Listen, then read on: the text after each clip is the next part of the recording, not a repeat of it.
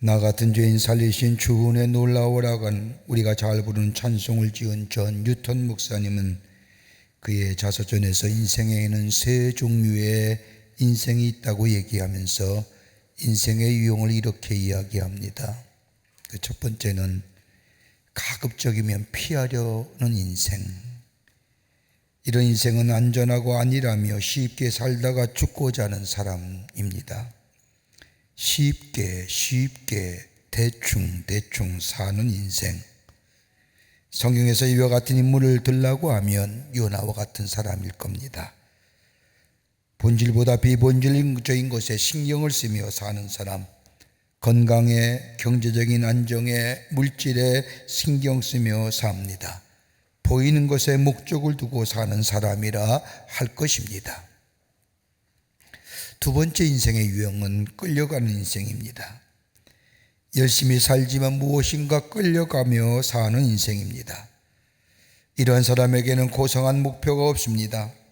자신의 삶을 희생하고 바치려는 것이 없기에 열심히 살지만 마치 허공을 치는 인생과도 같습니다. 그러면서 다른 사람과 어떻게 사느냐, 다른 사람이 어떻게 하느냐에 늘 비교하며 살아갑니다.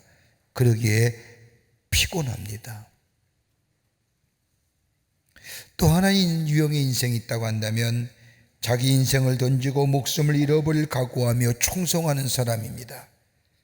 인생을 도피하거나 안일함에 빠져 사는 것이 아니라 인생이란 말에 이끌려 맹목적인 열심을 가지고 사는 것도 아니라 창조주가 되시는 하나님에게 절대적 진리, 절대적 가치에 자기의 인생을 던지고 목숨을 잃어버릴 각오를 하고 충성스럽게 살아가는 사람입니다.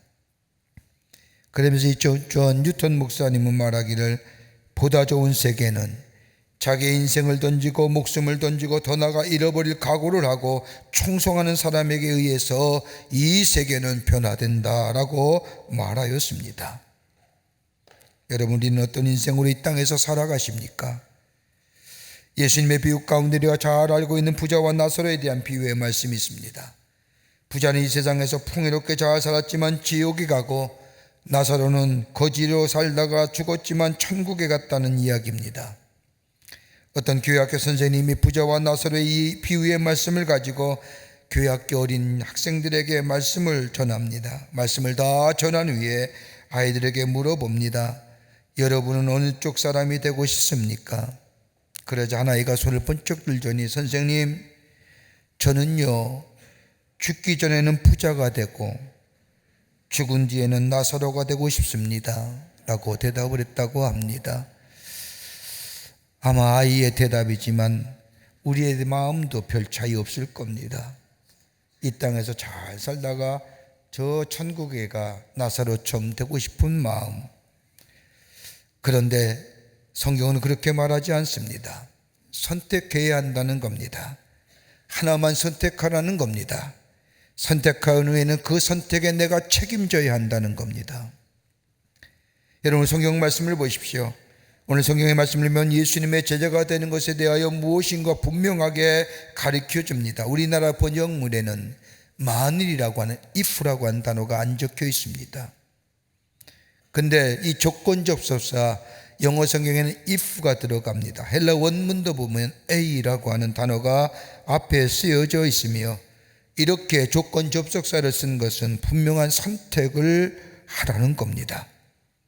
오늘 본문 23절과 24절, 25절 말씀 세 절에 공이 얘기합니다. 만일 if 아무든지 나를 따라오거든 자기를 부인하고 날마다 제 십자가를 지고 나를 따를 것이니라. 또 하나 말씀합니다. 만일 if 나를 위하여 제 목숨을 잃으면 구원하리라.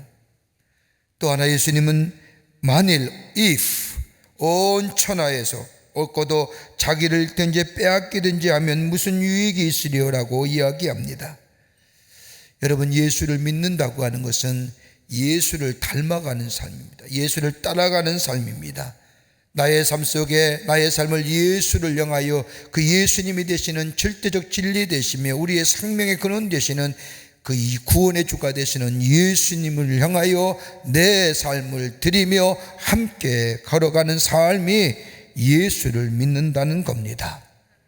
오늘 주님이 제자들 향하여 나를 따라오려거든, 만일 나를 따라오려거든 선택해야 된다는 겁니다.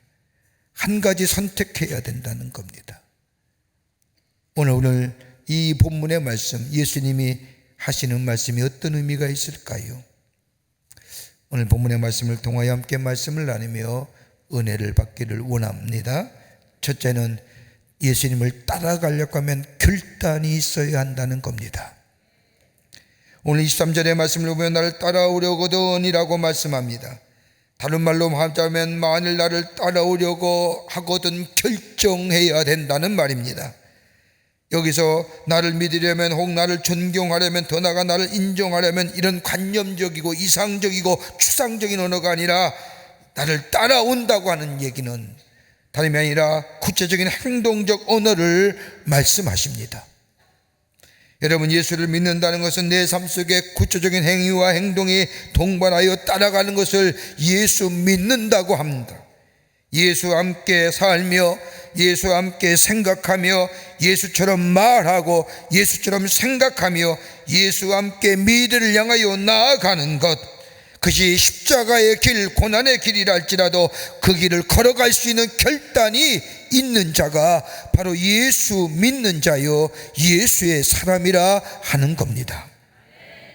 더 나아가 예수를 인하여 고난을 받는다 할지라도, 예수를 인하여 손해를 받는다 할지라도 예수 때문에 부끄럽게 여기거나 민망하게 여기는 것이 아니라 바울처럼 나에게 자랑할 것이 있다면 예수의 십자가 외에는 자랑할 것이 없다고 고백한 것처럼 그 십자가가 고난과 수치와 모욕의 상징이라 할지라도 예수님이 십자가를 지셨기에 그로 인하여 구원받았기에 그것을 부끄럽게 생각하지 아니하고 그것을 자랑스럽게, 그것을 기쁘게 여길 수 있는 사람, 그게 예수를 따라가는 겁니다. 갈라디아서 6장 17절의 말씀을 보면 바울은 이후로는 누구든지 나를 괴롭게 하지 말라, 내 몸에 예수의 흔적을 지녔노라. 자신이 믿고 있던 종교적 신념을 지키기 위해서 저 담에석에 예수 믿는 사람들이 모여있다는 얘기를 듣고 그들을 잡으러 내려가다가 십자가에 죽으시고 부활하신 예수님을 이 바울은 만납니다. 그리고 예수를 믿고 난 뒤에, 십자가로 알고 난 뒤에 자신이 가지고 있던 모든 자랑거리가 덧없는 것이요 헛된 것이요 해로운 것이라고 고백하고 분토와 같이 여겼다고 말합니다. 다 내어버렸다는 겁니다. 다 잊어버렸다는 겁니다. 그리고 내게 남은 것은 예수 그리스도의 십자가, 예수밖에 없다고, 그 예수를 내가 자랑으로 삼는다고 고백합니다. 여러분, 이렇게 고백한 이유가 어디 있을까요? 여러분, 바울에게 있어서 예수의 십자가는 곧 의의 근거가 되기 때문입니다. 의의 반대는 불의, 즉 죄입니다. 의로움의 반대는 불의함입니다. 죄인이 어떻게 하면 죄사함을 받을 수 있느냐의 문제입니다. 가난하고 병들고 부와 이걸 따질 것이 아니라 인간의 내면 깊은 곳에 자리 잡고 있는 이 죄의 문제, 겉으로는 아무 문제 없어 보입니다. 편안한 것 보입니다. 그러나 내 안에 있는 이 어두운 죄의 문제, 이걸 해결하지 아니하고는 견딜 수 없기에, 그러기에 죄의 문제요, 죄의 문제 곧 의로움의 문제입니다. 죄의 문제를 해결할 것은 다른 것이 아니라 예수 그리스도의 십자가 외에는 다른 길이 없음을 알았기 때문에 예수님만이 나의 죄의 문제 해결해 주시기에 나는 예수 그리스도를 아는 것, 내 몸에 예수의 흔적을 가졌다는 것, 흔적이라는 것이 스티그마라고 얘기하는 이 흔적은 저 양이나 저 소의 자신의 소유를 얘기할 때 낙인을 치고 내 소유라고 하는 이 스티그마, 난 예수 그리스도의 사람이라고 증거한 것을 볼 수가 있습니다. 그러기에 바울은 예수 그리스도의 십자가의 은혜, 그 예수 그리스도의 말로 하나님의 능력이요 지혜라고 말합니다.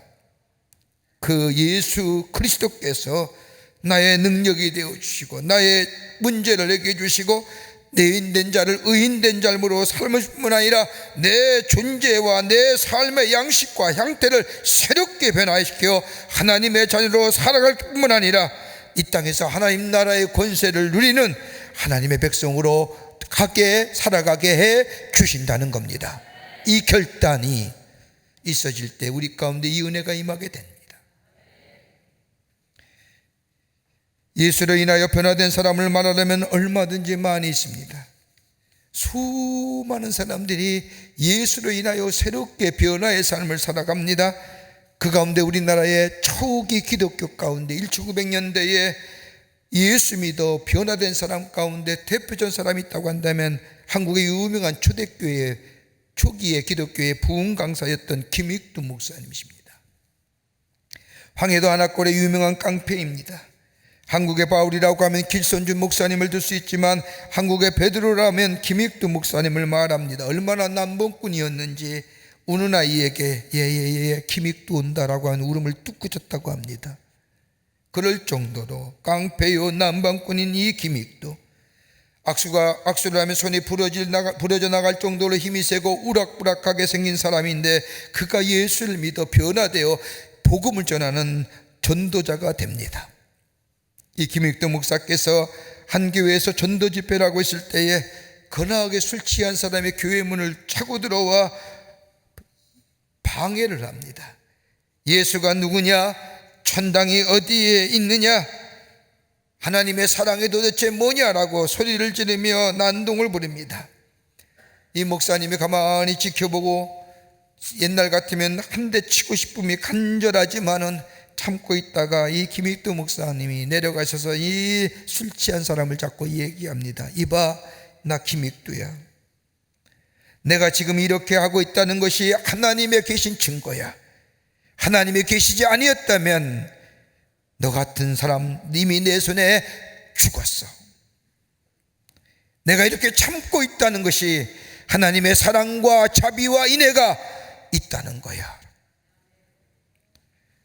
예수 그리스도의 놀라운 십자가의 은혜가 천하의 깡패요 낭봉꾼이 있던 김익두를 변화시켰다는 겁니다. 바울은 이것을 알았기 때문에 예수 그리스도의 십자가만이 나의 능력이 되고 내가 전할 것은 오직 예수 그리스도만을 전한다고 결단하며 그 길을 걸어갔던 것을 보게 됩니다. 여러분 기억하세요. 예수님 안에만이 구원에 있습니다.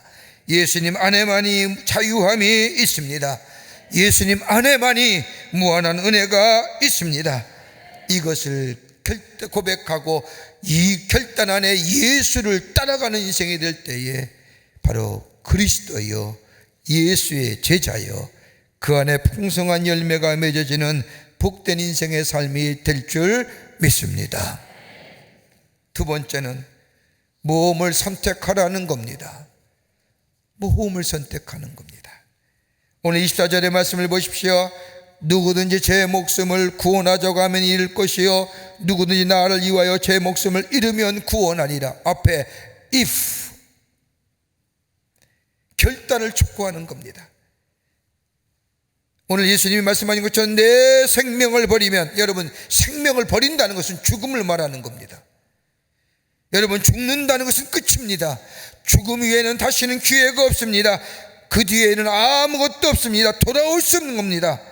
일방적으로 잃어버리는 겁니다.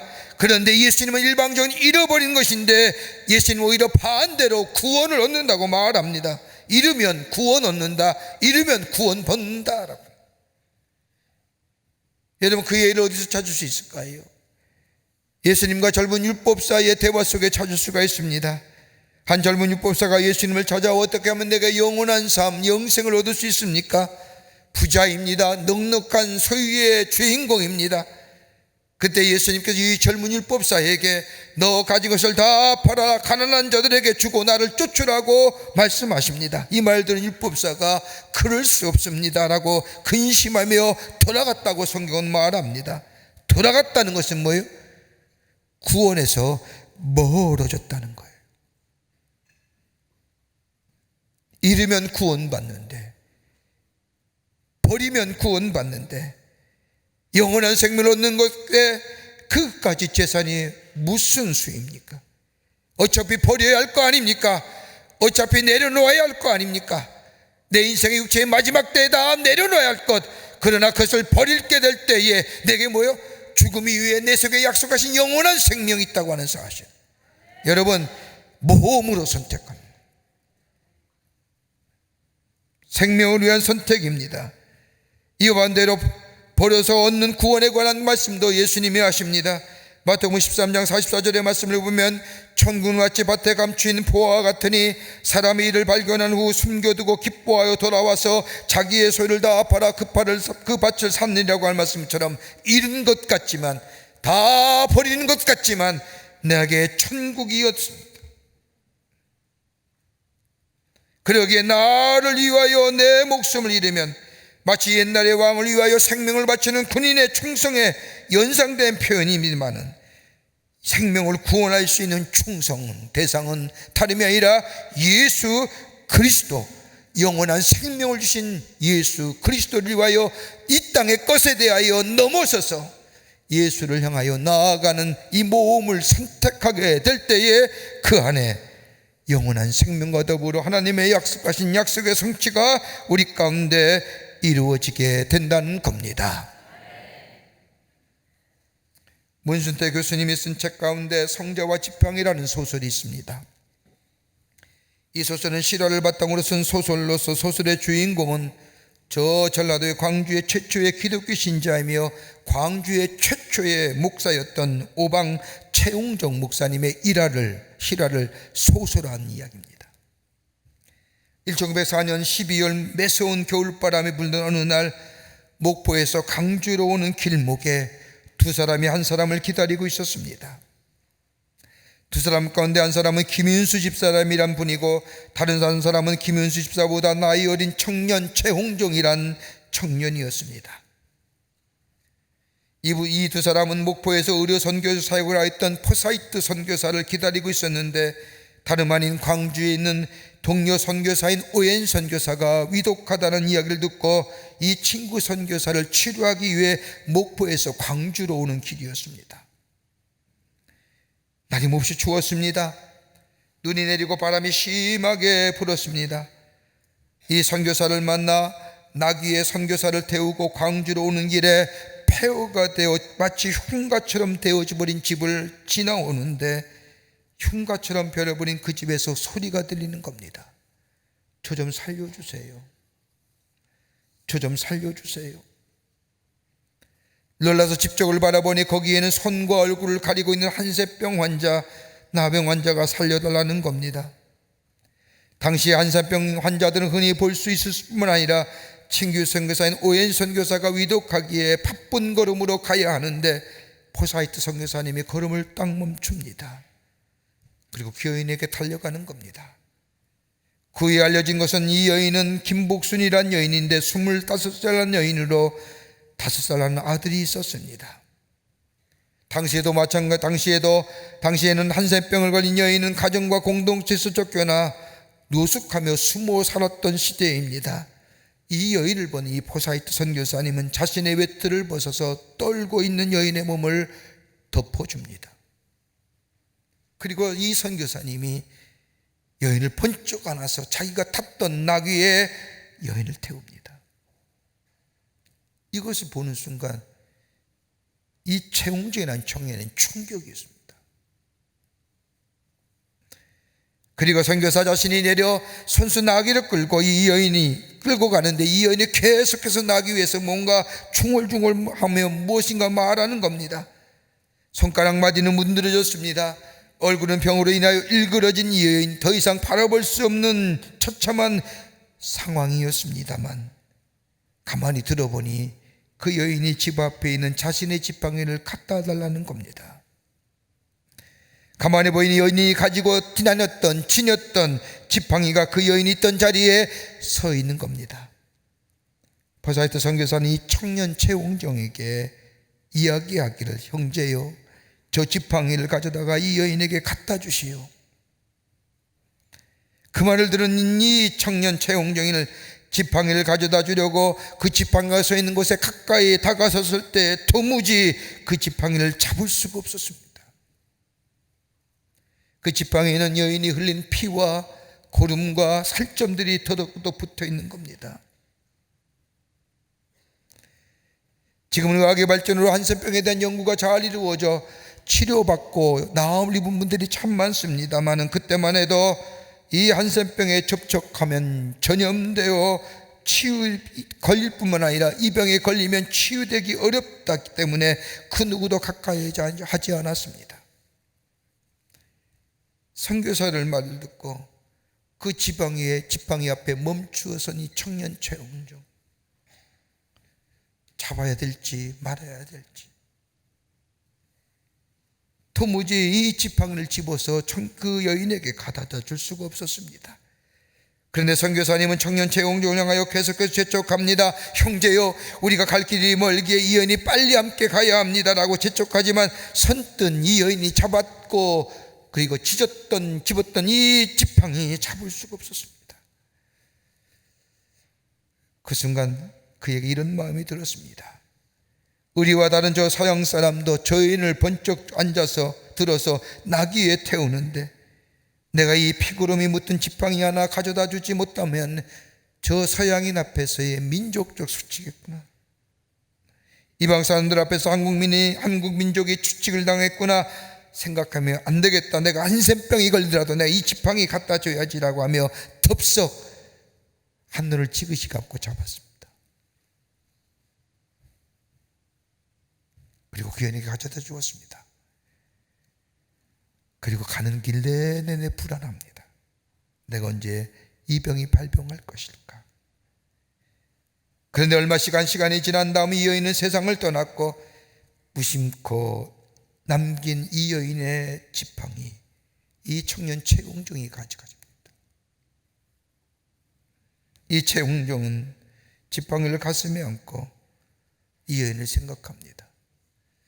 선교사가 했던 행위를 생각해 봅니다. 그리고 얼마나 큰 말로 다 할 수 없는 뭉클함과 은혜가 자신에게 임하는지 한껏입니다. 그리고 지팡이를 잡고 내가 내 삶을 하나님께로 드리고 결심합니다. 그 피고름 묻은 그 지팡이 자신을 부르는 그리스도의 음성이라 생각하고 깨닫게 됩니다. 불행하게 태어나 채망치란 멸망을 가지고 동네 풍랑교로 살았던 그가 예수를 믿고 한센병 환자를 위해 한평생 살겠다고 결심하며 정말로 그렇게 살았습니다. 이분을 통하여 소록대 한센병 환자를 위한 시설이 세워지게 되었고 이분과 함께 최초로 한센병 환자를 치료한 집단 치료 시설이 만들어진 것을 보게 됩니다. 무엇이요? 이로 하여금 변화시켰던 것이요,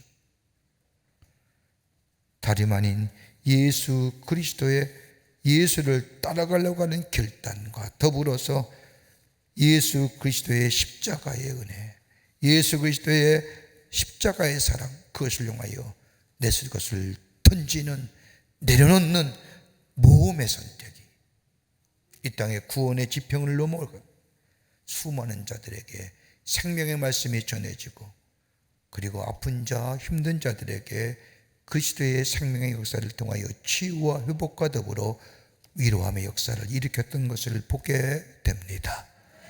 이것이 제자입니다.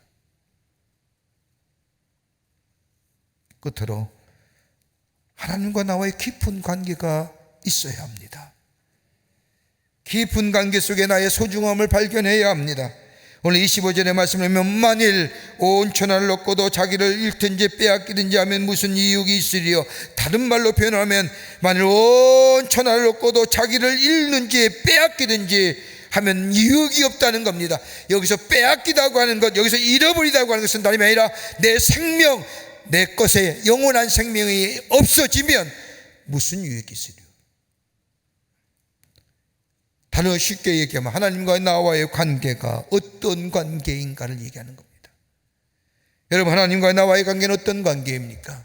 하나님과 우리의 관계를 가장 잘 보여주는 말씀이 있다고 한다면 저 요한복음 15장 5절의 말씀에 나는 참 포도나무여 너희는 가지니 저가 내 안에 있으면 이 사람도 가시를 많이 맺나니 나를 떠나서는 너희가 아무것도 할 수 없습니다.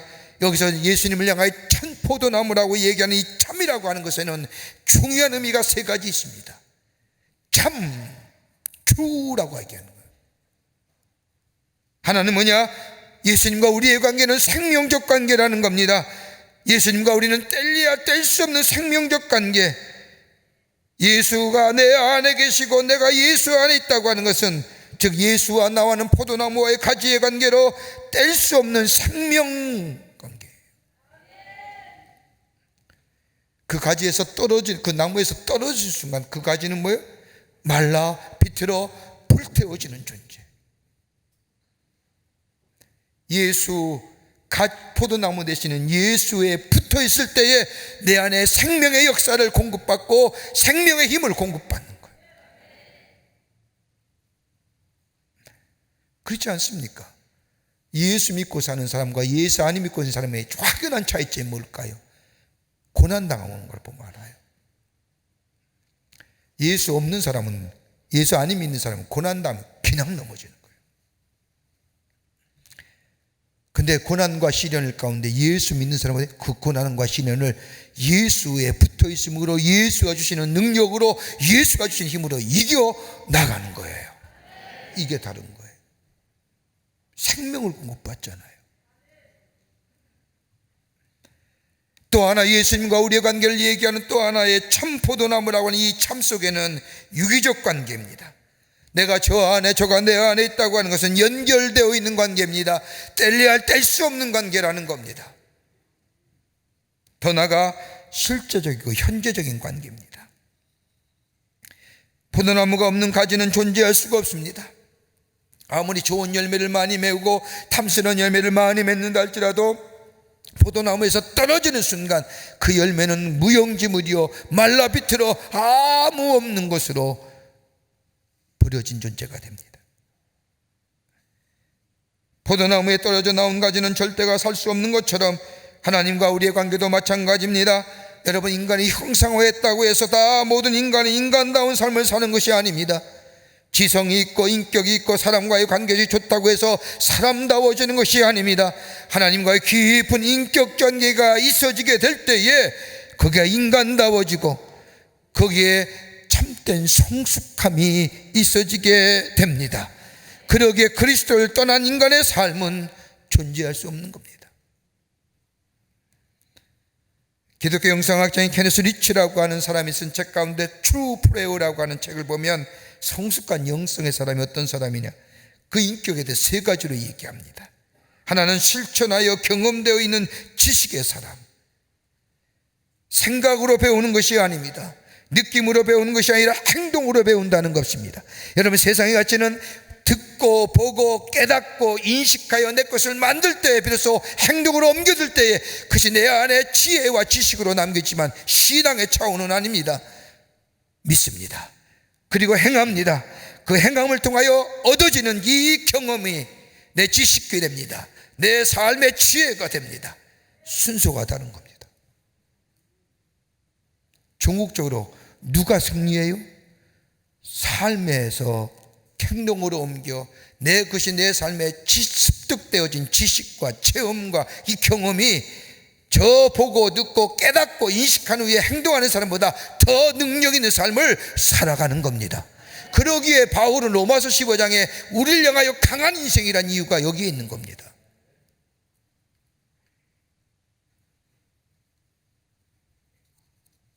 실천하며 경험하는 사람. 또 하나 있다고 한다면 거룩함의 사람입니다. 하나님이 내게 주신 거룩함, 구별된 삶, 세상의 가치와 세상의 것들로 살아가는 것이 아니라, 여러분, 세상의 가치와 세상의 것들로 살아가다 보면 세상의 정과 어느 땐가는 어느 분기점이 임계점이 되면 세상과 더 멀어지게 됩니다. 안 그래요? 어느 시점이 딱 되면 그 지면에 크로스 교차가 되면서 멀어지고 하는 거예요. 그런데 하나님의 앞에서 하나님과 더불어 사는 멀어져 가는 것이 아니라 어떤 교차점이 되면 더 가깝게 더 가까이, 그리고 내 삶 속에 구별되어지는 삶, 저 세상의 것들에 의하여 판단되어지고 결정되어진 것이 아니라 하나님의 말씀과 하나님의 하시는 말씀 속에 내 삶 속에 들여지고 행동하고 결단한 더 더욱더 가까워져 가는, 그래서 세상의 사람들이 우리를 볼 때마다 하나님의 살아계심이 하나님의 증거되는 인생으로 살아가는 인생. 기억하세요.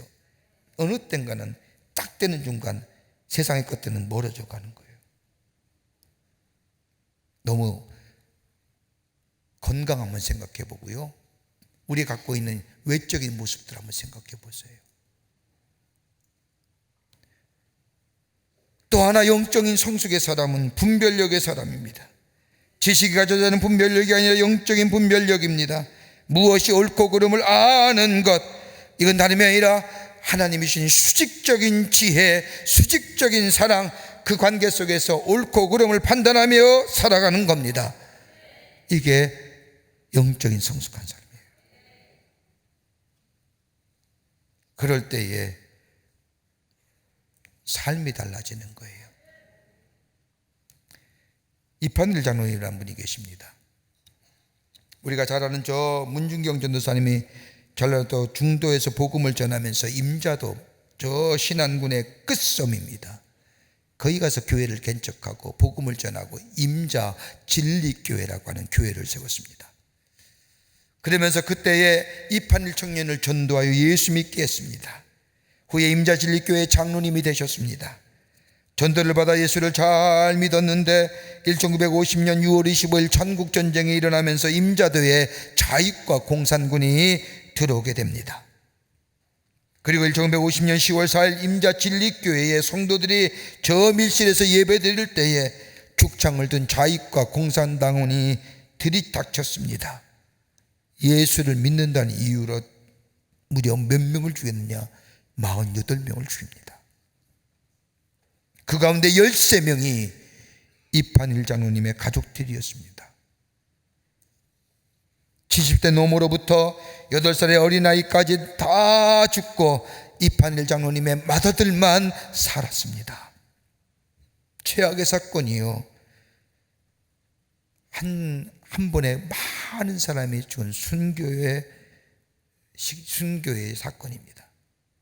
이 엄청난 일이 있으니 얼마 지난 뒤 우리 해군이 그 섬을 다시 점령하면서 섬에 있던 자익분자들과 공산당을 색출하게 될 때에 바로 이판일 장로님의 장남이었던 아버지의 죽음, 할머니의 죽음, 모든 죽음, 무려 13명의 가족들의 죽음을 봤던 이 청년이 참관인으로 그 자리에 섭니다. 좌익의 공산당원의 분별하는 자리죠.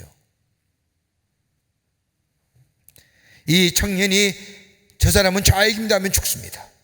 저 사람이 우리 아버지 죽었습니다, 죽습니다. 아닙니다 하면 사합니다.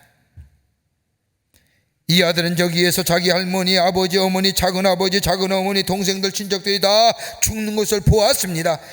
그러기에 가족과 친척들의 죽는 모습을 본 이판일 장로의 아들인 이인재라고 하는 청년은 피가 거꾸로 솟아오릅니다. 그리고 저들 다 죽여버리겠다고 마음이 듭니다. 그래서 참관인 자리에 섰습니다. 그때에 그 청년의 마음속에 하나님의 음성이 들려옵니다. 아니, 한 음성이 들려오는데 아버지 음성이었습니다. 사랑하는 아들아, 내가 그들 용서했으니 너도 그들 용서하고 사랑으로 갚아라. 그러면서 이판일 장로님의 음성이 또다시 들려옵니다. 얘야, 나도 그들을 용서했다. 그들을 용서할 수 없겠니? 용서하되 원수를 사랑으로 갚으면 안 되겠니? 이 말 한마디가 이 청년의 마음을 깊은 곳에 두드립니다.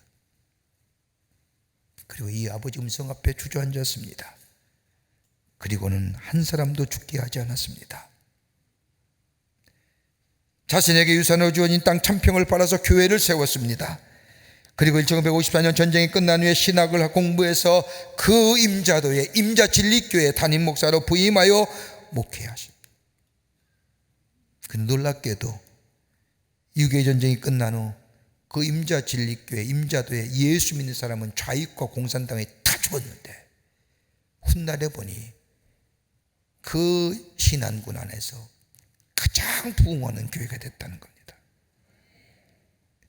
왜 그런가 했더니 이인재 청년이 이판일 장로님의 음성을 듣고 좌익과 공산당을 사랑으로 원수를 용서했던 그 용서함 받은 사람이 다 돌이켜서 예수 믿고 그 임장진리교회를 섬기는 그리스도인이 되었다는 겁니다.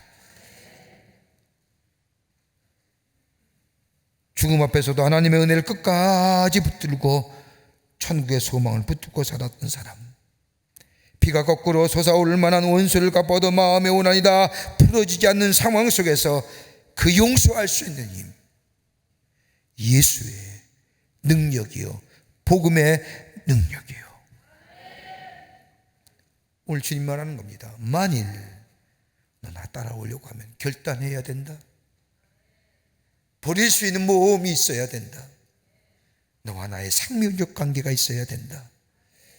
그럴 때 너는 예수 그리스도의 사람으로, 하나님 나라의 복음을 전하는 사람으로, 나를 증거하는 삶으로, 네 인생이 하늘의 신령한 은혜와 땅에 기름진 인생으로 살아가는 예수의 사람으로 증거하는 삶으로 살아가는 복된 인생이 된다고 오늘 우리에게 말씀해 주십니다. 이 결단이 여러분과 저 가운데 있어지기를 주의 이름으로 축원합니다. 하나님 감사합니다. 저희를 주께서 사랑해 주셔서 하나님의 백성 삼으심에 감사합니다.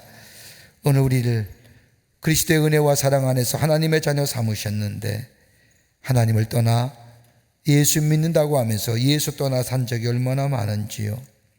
이제는 결단하여 예수 따라가는 자 되게 하시고, 결단하게 할 뿐만 아니라 예수의 말씀에 순종하여 살아가는 자 되게 하시고, 예수 안에 거하는 자 되게 하여 주셔서 을 안에 생명의 역사를 일으켜 하나님의 살아계심을 증거하는 저희들 되게 하여 주시옵소서. 성령이 도우실 줄 믿으며 예수님의 이름으로 기도하옵나이다. 아멘.